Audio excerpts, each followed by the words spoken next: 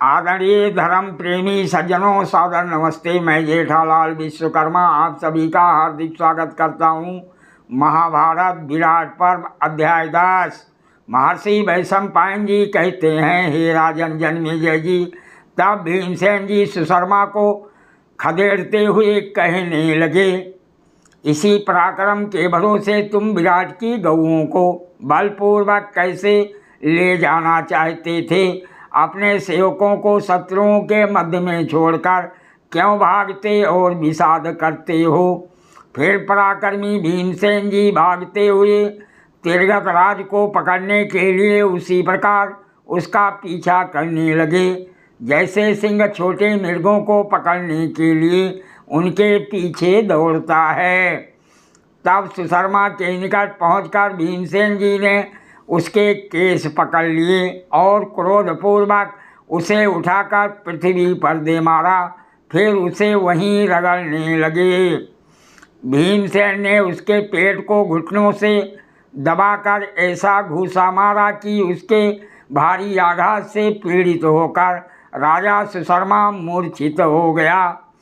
फिर कुंती पुत्र भीमसेन ने छूटने के लिए छटपटाते हुए सुशर्मा को रस्सियों से बांधकर रथ पर रख दिया।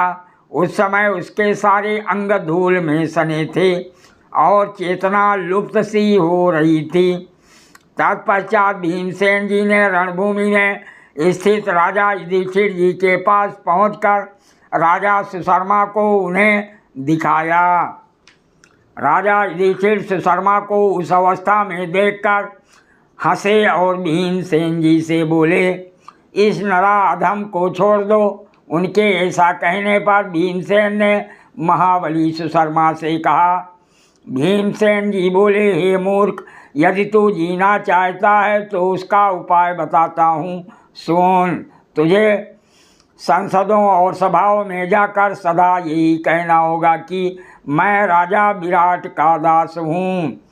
राजा युधिष्ठिर बोले, हे भैया, यदि तुम मेरी बात मानते हो तो इस पापाचारी को छोड़ दो। ये महाराज विराट का दास तो हो ही चुका है। महर्षि वैशंपायन जी कहते हैं, हे राजन जन्मेजय जी, राजा युधिष्ठिर जी के ऐसा कहने पर सुशर्मा ने लज्जित होकर अपना मुंह नीचे कर लिया और बंधन से मुक्त हो राजा विराट के पास जा उन्हें अभिवादन कर अपने देश को प्रस्थान किया। सुशर्मा को मुक्त करके शत्रुओं का संहार करने वाले वह पांडव उस रात्रि में युद्ध के अग्र प्रदेश पर ही सुखपूर्वक रहे।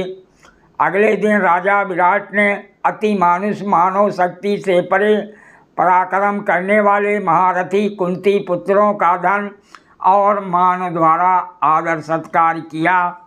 राजा विराट जी बोले, आज मैं तुम लोगों के पराक्रम से ही शत्रु के हाथों से कुशल पूर्वक छूटकर यहाँ आया हूँ, अतः तुम लोग मत्स्य देश के स्वामी ही हो। महर्षि वैशंपायन जी कहते हैं, पूर्वोक्त वचन कहने वाले मत्स्य राज से राजा युधिष्ठिर सभी कुरुवंशी पृथक पृथक हाथ जोड़कर बोले, हे महाराज, आपका कहना ठीक है। हम आपके वचनों का अभिनंदन करते हैं, परंतु हम लोग इतने से ही संतुष्ट हैं कि आज आप शत्रुओं से मुक्त हो गए।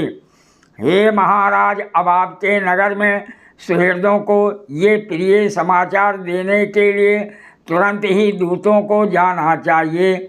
वह दूत वहाँ जाकर आपकी विजय घोषणा करें।